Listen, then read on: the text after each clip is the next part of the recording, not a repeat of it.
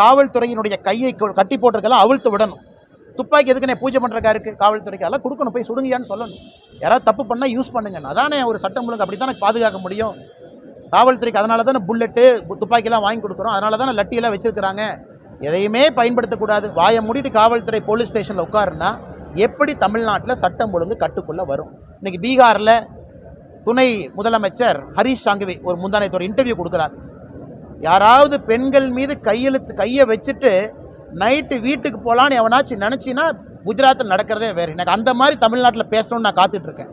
யாராவது பேசுங்க ஐயா. குஜராத்தினுடைய துணை முதலமைச்சர் ஹரீஷ் சாங்கவி பேசுகிறார். குஜராத்தினுடைய துணை முதலமைச்சர் பெண் மேலே எவனாச்சும் கையை வச்சு நைட்டு வீட்டுக்கு போகலான்னு மட்டும் நினச்சின்னா அது வேறு மாதிரி ஆயிரும்.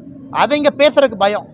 ஐயோ காவல்துறை கையில் துப்பாக்கி இருக்குது, அதை போட்டால் உடனே ஹியூமன் ரைட்ஸ் கமிஷன்காரன் தேவையில்லாமல் நோட்டீஸ் கொடுப்பான், குடைவான். என்னென்ன பண்ணுவாங்க? நல்லது தானே பேசுகிறோம், நியாயமாக தானே பேசுகிறோம்.